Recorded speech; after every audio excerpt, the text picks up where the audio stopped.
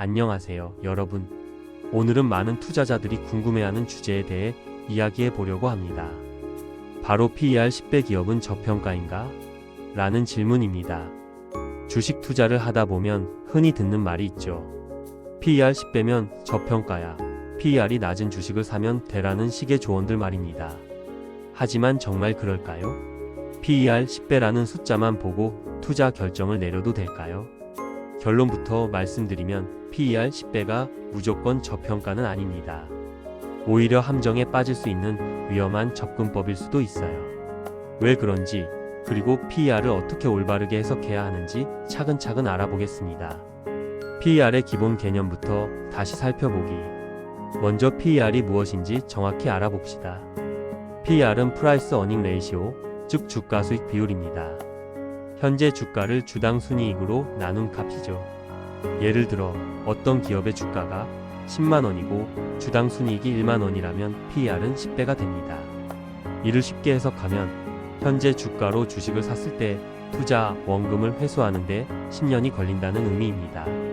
그래서 일반적으로 PER이 낮을수록 저평가되었다고 보는 거죠. 하지만 여기서 첫 번째 함정이 기다리고 있습니다. PER이 낮다고 해서 무조건 좋은 투자처는 아니라는 점입니다. 업종별로 다른 PER의 의미. 현재 한국 시장을 보면 업종별로 PER 수준이 천차만별입니다. 금융업종을 예로 들어보죠. 은행주의 평균 PER은 4.6배, 증권업은 6.3배, 손해보험업은 6.7배 수준입니다. 이렇게 보면 모든 금융주가 엄청난 저평가 상태인 것처럼 보이죠. 반면 바이오 업종의 평균 PER은 100배를 넘나들고 일부 바이오 기업들은 PER이 300배를 넘기기도 합니다. 그렇다면 바이오주는 모두 고평가인 걸까요? 답은 그렇지 않다입니다. 각 업종마다 비즈니스 특성이 다르기 때문입니다. 금융업은 안정적이지만 성장률이 낮고 바이오업은 불확실하지만 성공할 경우 폭발적인 성장이 가능합니다. 시장은 이런 특성을 반영해서 서로 다른 PER 수준을 부여하는 것이죠. 실제 시장 사례로 보는 PER 10배의 함정. 실제 사례를 하나 들어보겠습니다. 2020년 코로나19가 한창일 때 많은 항공주들이 PER 10배 이하로 떨어졌습니다. 숫자만 보면 엄청난 저평가처럼 보였죠. 하지만 실제로는 어땠을까요? 당시 항공업계는 코로나로 인해 사업 자체가 마비된 상황이었습니다. 과거 실적을 바탕으로 계산한 PER이 낮다고 해서 미래에도 같은 수익을 낼 수 있다는 보장은 없었던 거죠. 실제로 많은 항공주들이 그 이후에도 한동안 부진했습니다. 이런 현상을 가치 함정 또는 밸류 트랩이라고 부릅니다. 숫자상으로는 저평가로 보이지만 실제로는 저평가될 만한 이유가 있는 경우입니다. 한국 시장에는 코리아 디스카운트라는 현상도 있습니다. 한국 기업들이 해외 유사 기업들보다 낮은 PER로 거래되는 현상이죠. 현재 한국 기업의 평균 PER은 12.6배 정도인데 이는 미국의 17배, 일본의 21.7배보다 훨씬 낮은 수준입니다. 그렇다면 한국 주식이 모두 저평가인 걸까요? 꼭 그렇지는 않습니다. 한국 기업들의 낮은 PER에는 여러 구조적 요인들이 작용합니다. 기업 지배구조의 문제, 지정학적 리스크, 낮은 ROE 등이 복합적으로 작용해서 할인을 받고 있는 것이죠. PER 10배를 올바르게 해석하는 방법. 그렇다면 PER 10배를 어떻게 해석해야 할까요? 몇 가지 중요한 체크 포인트를 제시해 드리겠습니다. 첫째, 업종 평균과 비교해 보세요. 같은 업종 내에서 PER이 상대적으로 낮은지 확인하는 것이 중요합니다. 은행주 PER 10배와 IT주 PER 10배는 완전히 다른 의미거든요. 둘째, 이익의 지속 가능성을 점검하세요. 현재 PER 계산에 사용된 순이익이 일회성 요인에 의한 건 아닌지, 앞으로도 비슷한 수준의 이익을 낼 수 있는지 분석해야 합니다. 셋째, 성장성을 고려하세요. 워렌 버핏이 말한 고ROE 저 PER 조합처럼 단순히 PER만 낮은 게 아니라 성장 가능성도 함께 봐야 합니다. ROE가 15% 이상이면서 PER이 낮은 기업을 찾는 것이 더 안전한 접근법입니다. 넷째, 재무 건전성을 확인하세요. 부채 비율이 너무 높거나 현금 흐름에 문제가 있다면 PER이 낮아도 위험할 수 있습니다. 워렌 버핏의 접근법에서 배우는 교훈. 가치 투자의 대가 워렌 버핏은 단순히 낮은 PER만 보지 않습니다. 그는 훌륭한 기업을 합리적인 가격에 사는 것을 선호한다고 했죠. 여기서 중요한 건 훌륭한 기업이라는 조건입니다. 버핏이 최근 한국에 투자한 사례를 보면 더 명확해집니다.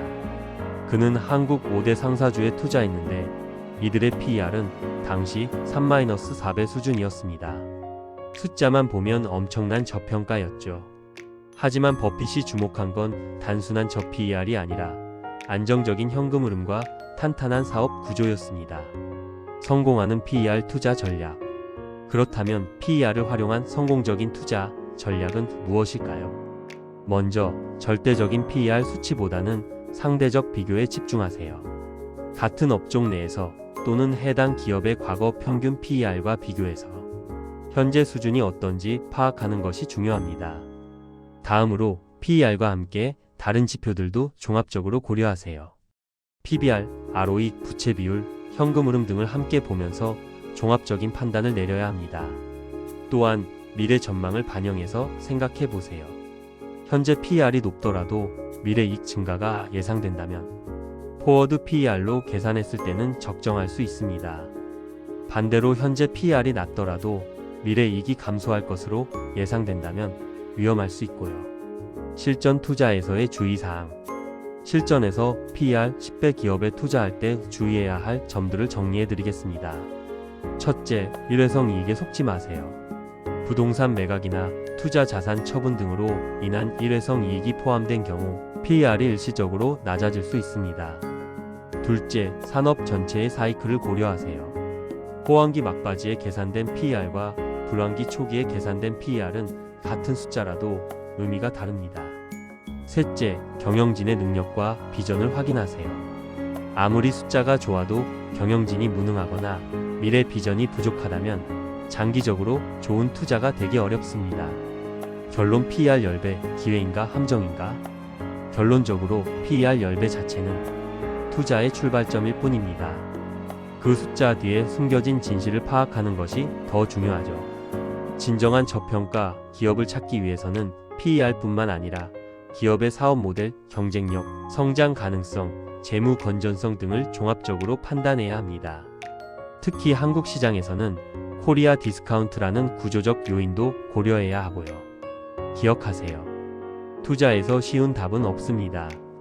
PER 10배라는 숫자만 보고 성급하게 결정하기보다는 충분한 분석을 통해 진짜 가치를 찾아내는 것이 성공 투자의 열쇠입니다.